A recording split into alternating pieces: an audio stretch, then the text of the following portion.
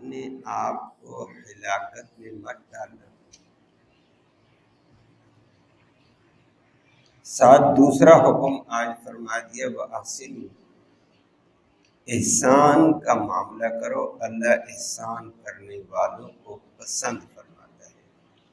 یہ دو باتیں آج عرض کرنی ہے کہ ایک اللہ کے راستے میں خرچ کرو تاکہ دین پھیلے، دین کی اشاعت میں خرچ کرو، دین کی حفاظت میں خرچ کرو، دین کے پڑھنے پڑھانے میں خرچ کرو، دین عام ہو جائے۔ اگر دین کے لیے خرچ نہیں کرو گے، سمیٹ کر رکھو گے، یہ اپنے آپ کو تباہ کرنے کے مترادف ہے۔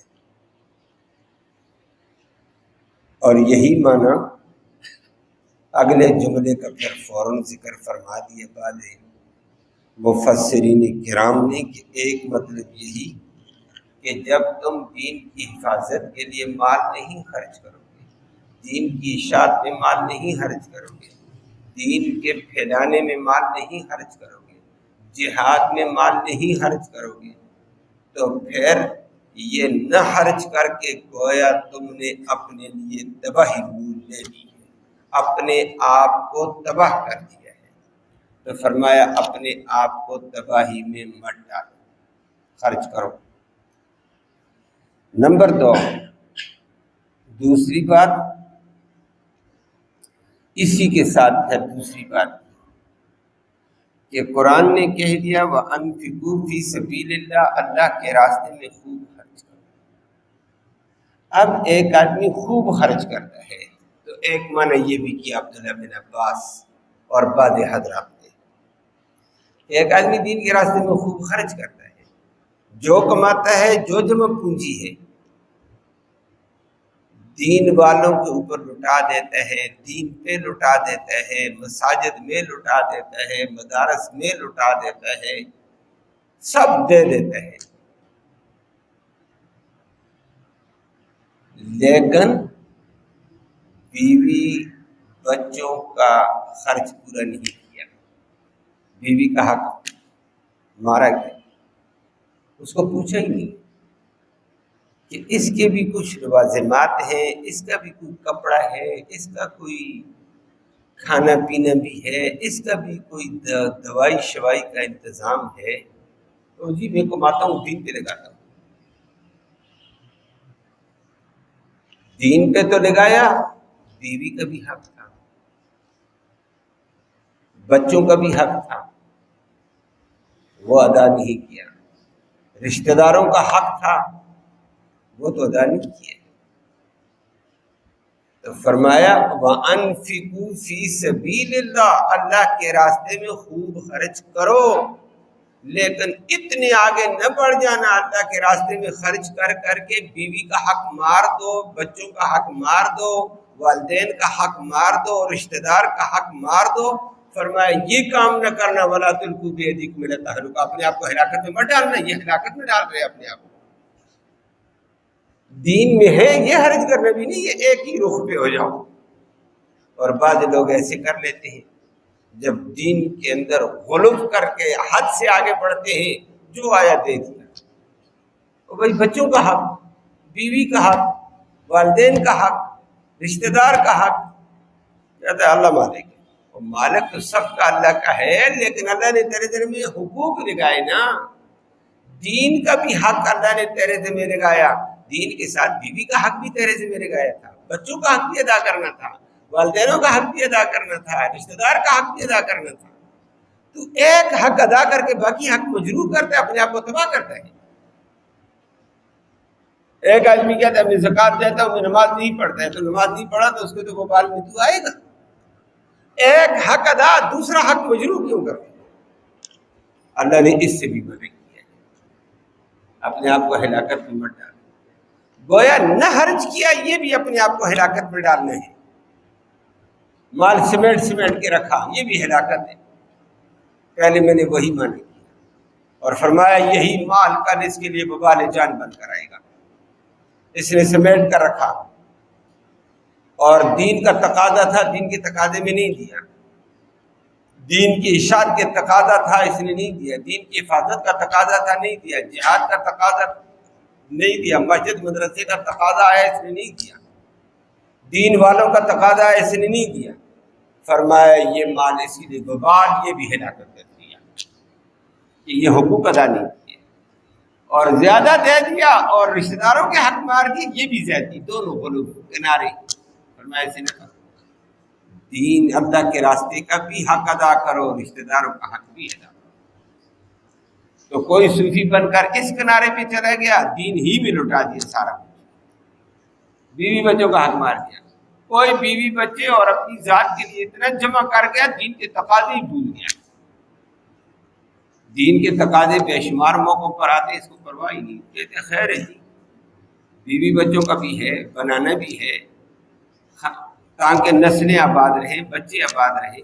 اور بچے بھی آباد کر، خدا کا بندہ دین آباد کرنا وہ بھی ضروری ہے. نمبر 3، حضرت ابو ایوب انصاری رضی اللہ تعالیٰ عنہ فرماتے تھے، تیسرا معنی کہ اللہ نے 2 باتوں کا حکم دیا. اور ابو ایوب انصاری کہتے ہیں مجھے اس آیت کا نازل کیا جانا مجھے معلوم ہے. اور وہ خود فرماتے ہیں اس کا نازل ہونا اور اس کا سبب بتاتے ہیں. کہتے ہیں جب ریاست مدینہ قائم ہوئی، مہاجرین تھے انصار چند گنے چنے، جہاد کا اعلان ہوا، ہر ایک بڑھ کر جہاد کے لیے جاتا تھا. بھائی سب نے جانا ہے جہاد دین کی حفاظت ہے، دین کی اشاعت ہے، دین کا دفاع ہے. جاتے تھے، بدر میں گئے، احد میں گئے، خندق میں گئے، ہر مارکے میں آگے آگے جاتے تھے. لیکن بعد میں دین پھیل گیا، مکہ فتح ہو گیا. مکہ فتح پورا عرب فتح،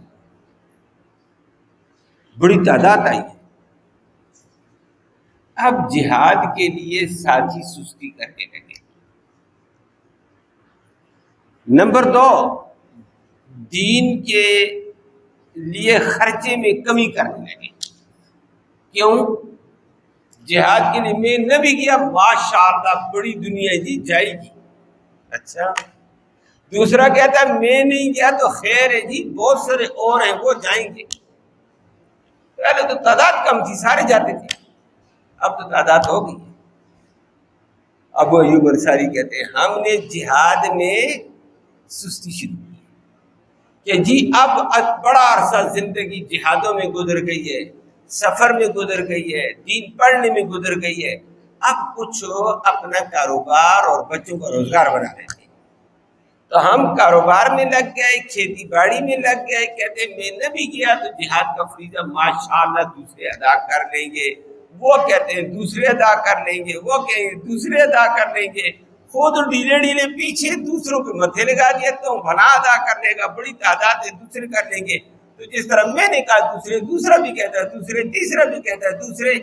تو یہ دوسرے کر کے جہاد میں اچھی خاصی تعداد میں سستی اور کمی پڑ گئی، مجاہدین کی تعداد کم پڑ گئی. گویا جہاد ترک ہونے لگا، اور جہاد ترک ہونے لگا. اور جہاد کے راستے میں مال خرچ کرنا اور دین کے دفاع میں مال، کہتے ہیں میں نے نہ بھی خرچ کیا، ماشاءاللہ اب بڑے بڑے مالدار دین اچھی کیفیت والے وہ دے دیں گے. دوسرا کہتا ہے دوسرے دے دیں گے، تیسرا کہتا ہے تیسرے دے دیں گے. تو ہر ایک نے مال دینے میں بھی کمی شروع کر دی تھی. میں نے نہ بھی دیا تو اور ساتھی بہت ہیں، میں جہاد میں نہ بھی گیا تو اور ساتھی بہت ہیں.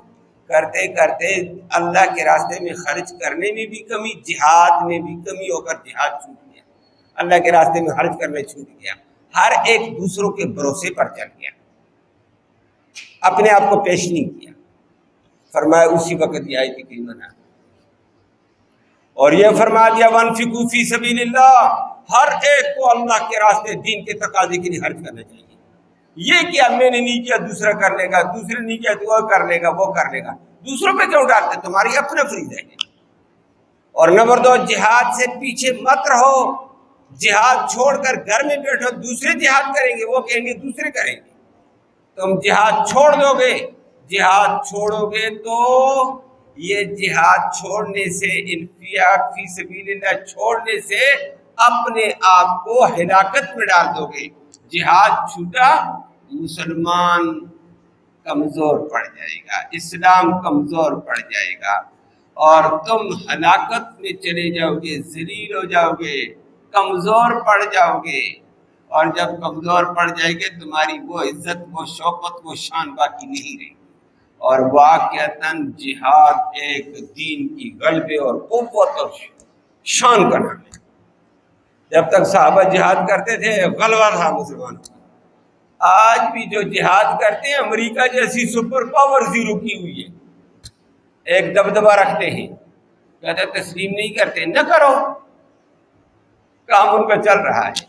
کہتا تسلیم کیا نا ساری دنیا ان کی طرف مائل ہو کر اسلام کو قبول کر لے گی، مسئلہ ہمارے لیے نہیں قبول کرتے ہیں، نہیں قبول کرتے، لیکن تمہیں ناکچا نہیں چپا، روس کو بھی چپا دیے ہیں، امریکہ کو بھی۔ یہ جہاد کا فریضہ تھا، دونوں سپر پاوروں کو زیرو کر کے رکھا ہے چند نے ہاتھوں نے۔ اور آج بہترین انداز میں ان کی وہ ریاست چل رہی ہے، معیشت بھی کنٹرول میں، کرنسی بھی کنٹرول میں، امن بھی، سب کچھ موجود ہے، بہترین۔ وہ آج ہی مجھے ایک صاحب ملے تو اچانک مدرسے میں آ گئے، تو ساتھی نے کہا ماشاء اللہ ماشاء اللہ، مبارک ہو، آپ خیریت سے آ گئے۔ میں نے پھر پوچھا بھائی کہاں سے؟ کہنے لگا جی میں ریاست اسلامی میں گیا تھا، خلافت اسلامیہ میں گیا تھا۔ وہ حکومت کا لفظ نہیں بولتے، خلافت اسلامیہ میں گئے تھے۔ پھر وہاں کا نقشہ، پھر اس نے نقشہ بتایا،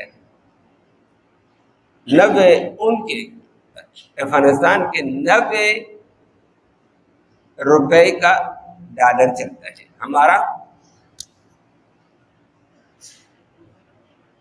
جی 218-20 تک جا رہا ہے، ان کا نام ایٹمی طاقت۔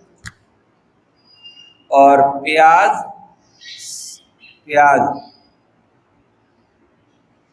ادھر تو ماشاء اللہ، اس نے مجھے ایک حد بتائی، میرے ذہن میں نسیان ہو گیا۔ وہاں 7 کلو کی دڑی چلتی ہے، ادھر 5 کلو کی دڑی چلتی ہے، وہاں 7 کلو کی، وہ میرے علم میں پہلے سے بھی ہے۔ تو پیاز انہوں نے بتایا 7 کلو 150 کا، 160 کا بتلا رہا تھا، مجھے صحیح نہیں، فلاں چیزیں فلاں چیزیں فلاں چیزیں، امن سکون، بڑا سکون سے گزرا۔ اور بڑی عجیب بات کہنے لگا، میں کابل سے گزرا تو ایسے لوگوں کا امن دیکھتا، لوگوں کا اخلاق دیکھ رہا تھا، تو شرطہ کھڑا تھا، ان کا نوٹ پڑا ہوا ہے، ان کا 1000 کا۔ تو میں نے کہا ماشاءاللہ افغانستان کی کرنسی ہے، اس کو اٹھاؤں، میں پاکستانی تھا۔ پھر مجھے ساتھی نے مجھے ایسے مارا، خیال کر، یہ تیز آدمی تھا۔ میں نے کہا جی، ان کے پولیس والے کو کہا یار یہ پیسے نوٹ پڑا ہوا ہے۔ اس نے مجھے کہا پھر؟ میں نے کہا یہ آپ اٹھا دیں۔ اس نے کہا کہ آپ کا ہے، مجھ سے وہ سوال کرنے، آپ کا ہے تو اٹھا لو۔ میں نے کہا میرا تو نہیں۔ کہا پھر چلے جاؤ، پھر چلے جاؤ۔ میں کہتا سہم کیا۔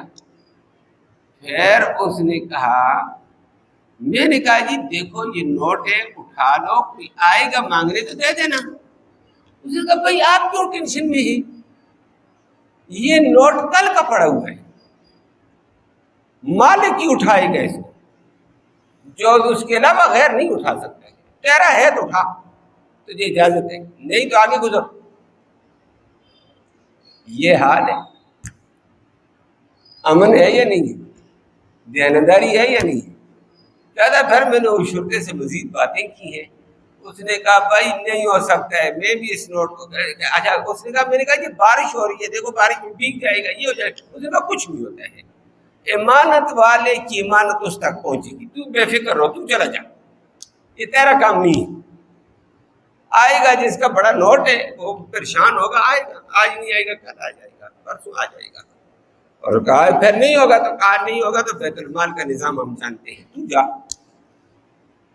کہتا ہے یہ امن کا گہوارہ، اور جہاد نے اتنی قوت ان کو دی ہوئی ہے، اب اس کی طرف لوگوں کو جانے نہیں دیا جاتا، جانے دیا جائے تو لوگوں کا دماغ کھل جائے گا، یہ کیا ہے؟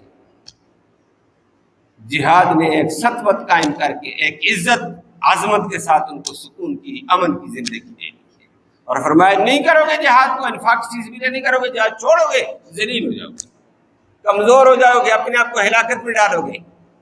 یہ ابو ایوب انصاری رضی اللہ تعالیٰ عنہ بتاتے تھے کہ شاید کا یہ مطلب ہے، اور اسی مطلب کے تحت پھر اگلی بات آ جاتی ہے۔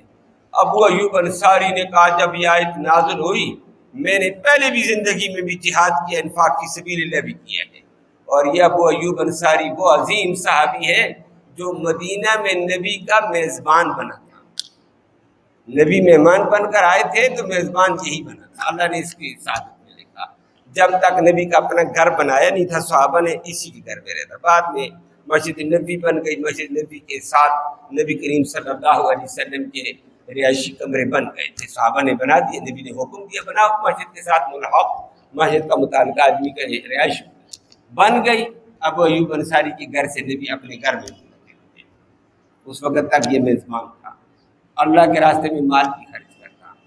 آج یہ شاید کے بعد کہتا ہے جب یہ آیت نازل ہوئی نا پہلے ہم جہاد میں تھوڑا پیچھے ہونے لگے، کھیتی باڑی کریں گے، کاروبار کریں گے، اب اپنے آپ کو وہ کر دیں گے، مالی طور پر مضبوط کرتے ہیں۔ اللہ نے جب یہ آیت اتاری ہے مالی طور پر مضبوط، بعد میں پہلے اپنے اسلام کا اور اپنی جان کا اپنے ملک کی حفاظت کرو جہاد کے ذریعے سے، تو ہم پھر جہاد میں آگے گئے، اور اس کے بعد ابو ایوب انصاری جہاد کا کوئی موقع بھی جانے نہیں دیا، آخری عمر میں بھی جہاد ہی کے ساتھ جاتے ہوئے اس کی شہادت ہوئی ہے، اور آخری عمر میں جو بیڑی بیڑا سمندر میں اترا ہے، وہ سمندری بیڑی بیڑے وہ پورا تھا، کہا جی بابا جی آپ نہ جائیں، کہنے لگا نا نا نا نا، اللہ کا حکم ہے، میں اپنے آپ کو پیچھے کیوں چھوڑوں، پہلے ہم اپنے آپ کو پیچھے پیچھے کرتے ہیں، صاحب نے آ کر کے اپنے آپ کو ہلاکت میں ڈالتے ہیں، میں نہیں ہلاکت میں ڈالنا چاہتا، میں آگے بڑھوں گا۔ کہ آپ بوڑھے ہیں، کہا کوئی بات نہیں ہے، بوڑھا ہو کر جوانوں کی طرح کام جہاد کروں گا۔ راستے میں کہا فوت ہو جائیں گے، کہنے لگا اچھا ایک بات ہے، اگر میں فوت ہو گیا تو مجاہدین کو دقت نہیں ہے، لیکن جہاں مجاہدین سمندر سے پار پڑاؤ کریں گے، جہاں حملہ کریں گے ریاست پر کسی پر، تو میری لاش ساتھ لے جانا، وہاں دفن کر دینا، میں کل قیامت کے دن رب کو کہوں گا اللہ تیرے حکم پر زندگی پر عمل بھی کیا، کمزوری آئی تھی دوبارہ ہم جدت کے ساتھ عمل کرتے، جب میں بوڑھا تھا پھر بھی عمل کیا، اور جب میں مر گیا تو میری لاش بھی تیرے مجاہدین ساتھیوں کے ساتھ جلتی تھی، میں یہ رب کو کہوں گا میں مر گیا تو میرے پاؤں میں 2 رسیاں باندھ دینا، ایک رسی ایک مجاہد کے ہاتھ میں، ایک دوسرے میں، مجاہد آگے بھی بڑھیں گے ساتھ ساتھ میری لاش بھی جائے گی، میں نہیں چاہتا مجھے اٹھانا، میں مجاہدوں پر اپنے بوجھ نہیں ڈالنا چاہتا۔ اللہ کا کرنا سمندر کے دوران فوت ہو گیا، مجاہدین نے سمندر سے لاش پار لے گئے، پار قصدن دنیا کو صحابہ نے فتح کیا، اور وہیں پر اس کی قبر بنی، لاش راستے میں چلی۔ کہتا ہے یہ معنی تھا، وہ کہتا ہے معنی یہ ہے کہ انفاق میں کمی کر کے، جہاد میں کمی کر کے اپنے آپ کو ہلاکت میں ڈالو، یہ نہ ڈالو اپنے آپ کو، جہاد ترک کر دو گے یہ ہلاکت ہے تمہاری، ذلت ہے تمہاری، بربادی ہے تمہاری، اللہ ہم سب کو محفوظ فرمائے۔ اور میں نے عرض کیا آج ہمارے سامنے نقشہ ہے، جہاں جہاد ہوا وہاں ماشاءاللہ مسلمان اپنی عزت کے ساتھ ہیں، جہاں چھوڑا مسلمان ذلیل و خوار ہے، کمزور ہے، باطل کے آگے دبا ہوا ہے، اور دوسروں کے مرہون منت ہے۔ اللہ اکبر۔ آیت کریمہ میں پھر ایک اور بات عبداللہ بن عباس نے معنی ایک اور اسی کے ساتھ کیا، اس کا یہ معنی بھی کیا لیا جا سکتا ہے جی کہ کافروں کی تعداد بہت زیادہ ہے اور تم تھوڑے ہو کر بڑے سپر پاور سے ٹکراؤ گے تو وہ تو تمہیں کچل دے گی، یہ اپنے آپ کو ہلاکت میں ڈالنے ہیں، کم از کم ان کا ہم پلہ تو ہو جاؤ گے۔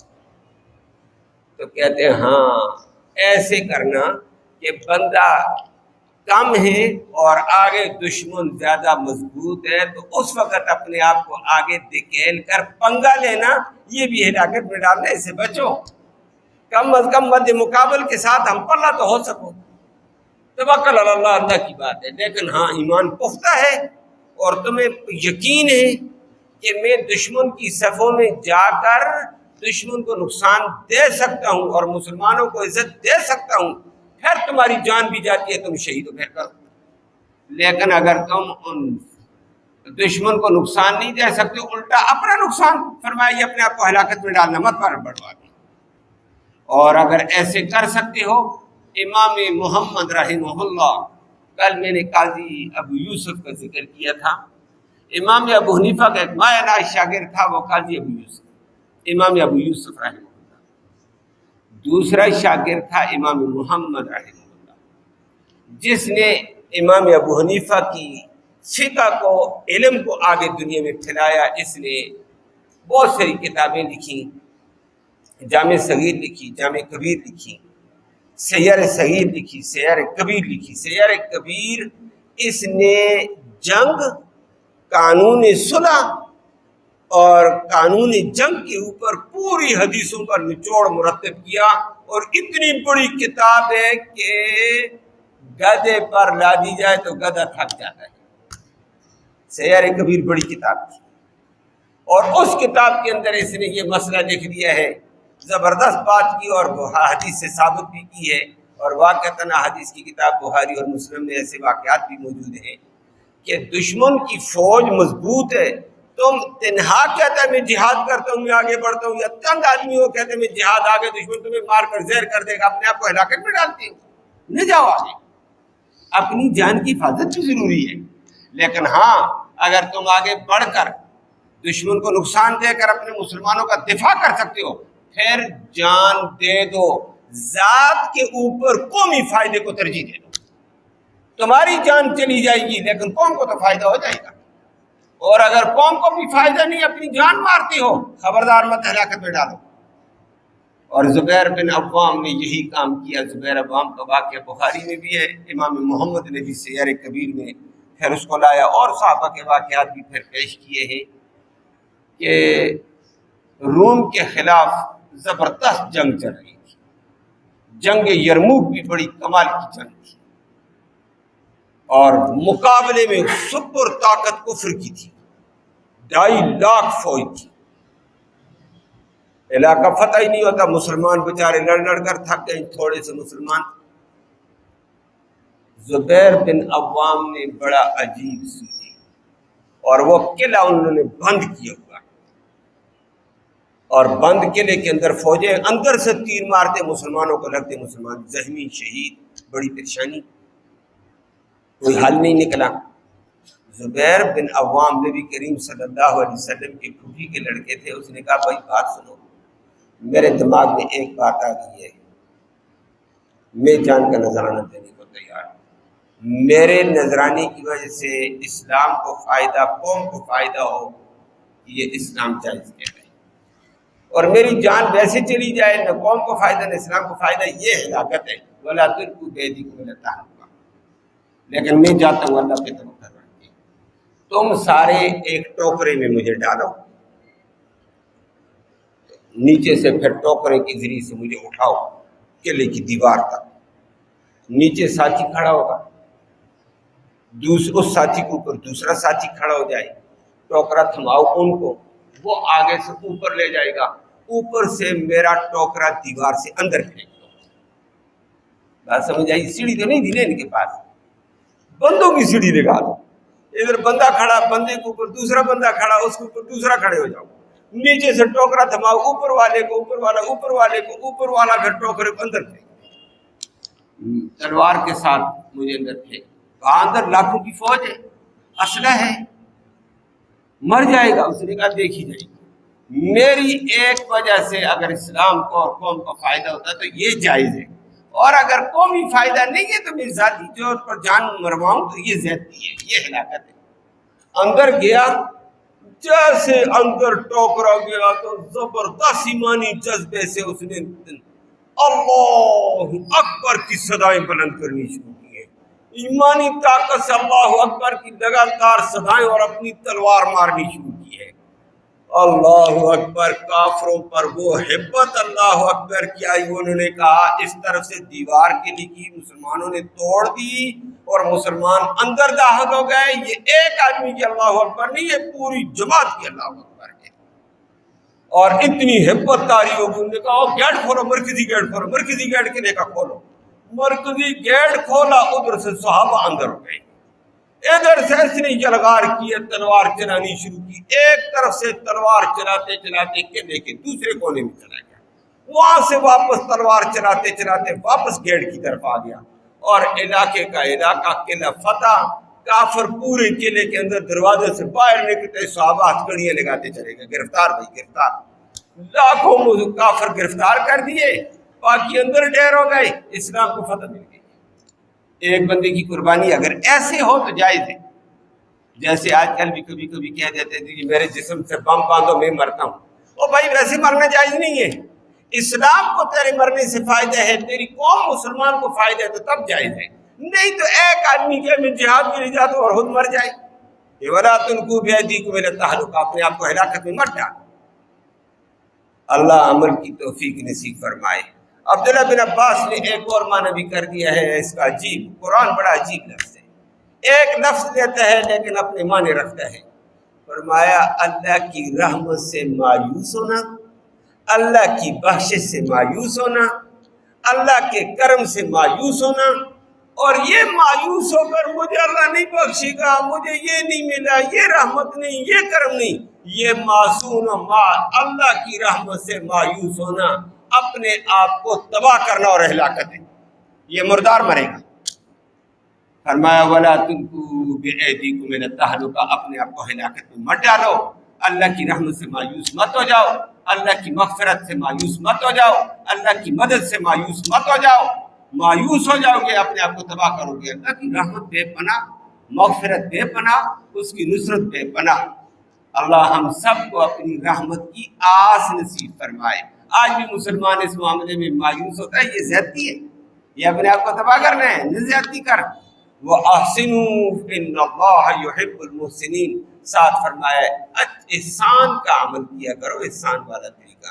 احسان دو طرح کے، ایک عبادت میں احسان ہے، وہ حدیث جبریل میں فرما دیا ہے، احسان عبادت میں یہ ہوتا ہے ان تعبد اللہ کانک تراہ فإن لم یکن یراہ فإنہ یراہ۔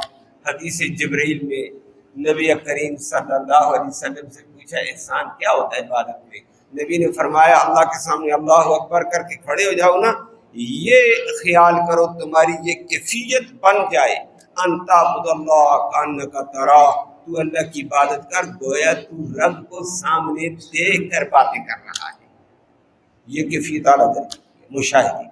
فَإِن لَمْ يَكُنْ يَرَاكَ، اگر تجھے وَإِن لَمْ تَكُنْ تَرَاهُ، اگر تو رب کو نہیں دیکھ پاتا ہے تو پھر بھی عبادت اچھے طریقے سے کر، فَأَحْسِنْ عِبَادَتَكَ فَإِنَّهُ يَرَاكَ، وہ رب تو تجھے دیکھ رہا ہے نا، اتنا تو خیال کر، یہ عبادت کے اندر ایک کیفیت ہے۔ اور معاملات میں، معاشرت میں عبادت کیا ہوتی ہے، لین دین میں، فرمایا وہ نبی کریم صلی اللہ علیہ وسلم نے فرمایا احسان یہ ہے جو تو اپنے لیے پسند کرتا ہے دوسروں کے لیے بھی وہ پسند کر، جو تجھے اپنے لیے ناپسند ہے وہ دوسروں کے لیے بھی ناپسند کرنا۔ تو کہتا ہے میری عزت تو دوسروں کو بھی عزت دے، تو کہتا ہے میری تذلیل نہ ہو تو دوسروں کی تذلیل نہ کر، تو کہتا ہے میرا حق ملے تو دوسروں کو بھی حق ملے، تو کہتا ہے مجھ سے اخلاق سے بات کرو، نرم بات کرو، تو دوسروں سے بھی نرم بات کر، تو کہتا ہے میرا ادب ہو تو دوسروں کا ادب کرنا۔ یہ معاملات اور معاشرت میں فرمائے احسان کر کے جاؤ، لین دین میں نرم زبان، اخلاق کے حقوق کی ادائیگی کرو۔ ان اللہ یحب المحسنین، اللہ ان احسان کرنے والوں کو پسند کرتا ہے۔ اللہ ہم سب کو عمل کی توفیق نصیب فرمائے۔ اللہم صلی وسلم دائما ابدا علی حبیبک خیر الخلق کلہم۔ یا اللہ تو رحمت کے فیصلے فرما، کوتاہیوں کو معاف فرما، صغیرہ کبیرہ گناہوں کو معاف فرما، خطا کار ہیں گنہگار ہیں تیرے بندے ہیں، مولا تو عفو درگزر فرما دے، دونوں جہانوں کی سرفروش نصیب فرما، ذلت اور رسوائی سے محفوظ فرما، امن و سلامتی نصیب فرما، خیر و برکت رحمت نازل فرما، یا اللہ دین مستقیم پر پورے طور پر عمل کی توفیق نصیب فرما، دین کے تقاضے پورے کرنے کی توفیق نصیب فرما۔ یا اللہ مسلمان کو عزت اور عظمت نصیب فرما، جو مصیبت میں گرفتار ہیں ان کی مدد کے فیصلے فرما۔ یا اللہ جو بیمار ہیں ان کو شفا نصیب فرما۔ یا اللہ اسپتالوں میں بیمار، گھروں میں بیمار، یا اللہ سب کو شفا نصیب فرما، ان کے علاج ان کی شفا کا ذریعہ فرما دے۔ حاضرین مجلس کی نیک مرادیں پوری فرما، نیک ارادوں میں کامیابی نصیب فرما، حلال کی روزی نصیب فرما، راحت و سکون کے ساتھ برکت والی روزی سب کو نصیب فرما، مرتے وقت کلمہ ایمان نصیب فرما، آخرت میں اس قرآن مقدس کی نبی کریم صلی اللہ علیہ وسلم کی شفاعت نصیب فرما۔ صلی اللہ تعالی علی خیر خلق محمد۔